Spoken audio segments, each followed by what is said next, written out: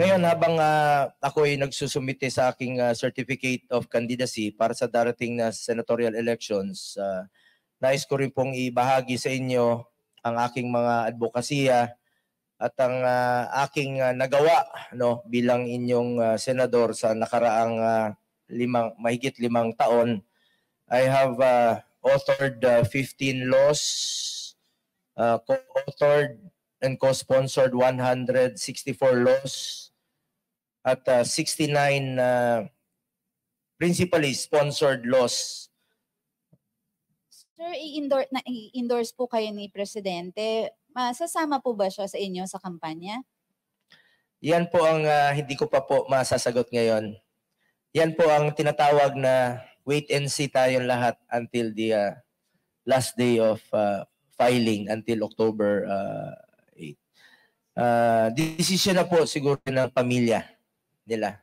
Lalong-lalo na po sa ngayon, sila na po ang nag-uusap kung saan po nila nais tumakbo. At ako'y naniniwala naman po na si dating Pangulong Duterte, pag dyan na yung pagmamahal mo at pagsiservisyo na nakasanayan na ng katawan mo, hinahanap yung kanyang pagsiservisyo sa kapwa Pilipino, hinahanap niya po. Kung sa tanong mo anong posisyon, hindi ko po masasagot na po yan at hindi po namin na-discuss po yan lately. Sir, kahapon nag-file ang Magdalo Party List, yung kanilang first nominee na si Gary Alejano. At nabanggit po nila na kung sakaling mananalo po sila, ay yung impeachment po agad ang kanilang isusulong sa Kamara against po the Vice President Sara Duterte. Kayo po bilang an-alay po ng Duterte family, ano po ang inyong pong reaction or masasabi tungkol dito? Unang-una, so we're talking about 20th Congress na yan. Hindi ngayon, di ba? Ngayon, senador kami.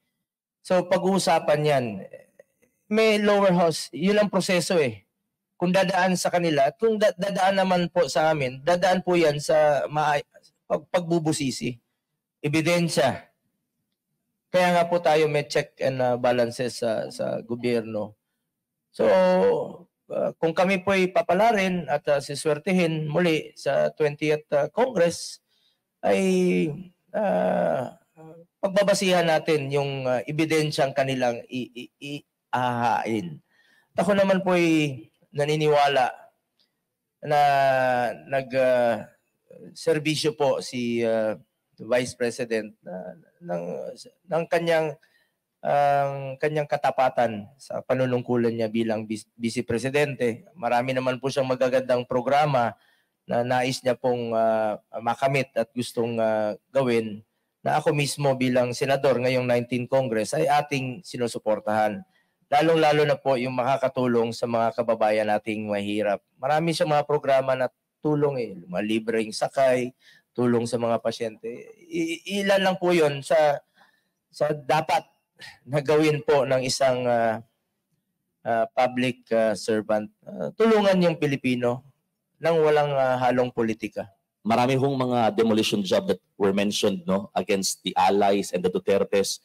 Do you still believe sa tinatawag na Duterte Magic para manalo kayo ng mga inendorso niya? Kaya po kami nandito sa PDP Laban dahil naniniwala po kami sa liderato at nagawa ni dating Pangulong Duterte para sa taong bayan. Hayaan na po natin ang taong bayan ang humusga. Kaya po tayo may eleksyon pagdating ng panahon. Mga kababayan ko, kayo na pong humusga kung sa tingin ninyong nakatulong po sa inyo ang mga programa niya noong 2016 up to 2022. Yung mga build programs, yung kampanya niya against criminality. Kung nakakalakad po ba ang inyong anak na hindi nasasaktan at nababastos, kayo na pong humusga. Kaya po tayo may election, will of the people. Antayin na lang po natin kung ano pong kagustuhan at sa darating na eleksyon. Naniniwala po ako na pagmahal ka ng tao at alam nilang nagsiservisyo ka ng buong katapatan at pag may mamalasakit sa Pilipino, sila na po ang huhusga para sa inyo at hindi kanila malilimutan. Alam po ng Pilipino yan. Kaya na sinabi ni Bato kanina, yung inaapi, alam ng Pilipino sinong inaapi. Alam ng Pilipino sino ang nagtatrabaho. Alam ng Pilipino kung sino yung hindi tamad. Importante rito, meron silang malapitan at meron silang matakbuhan. Ulitin ko, alam naman po ng Pilipino for the past 5 years, 6 years. Ako po ay nagtatrabaho para po sa kanilang lahat. Sa abot ng aking makakaya.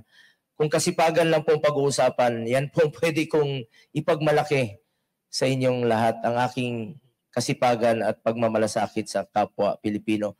Wala pong masasayang na oras.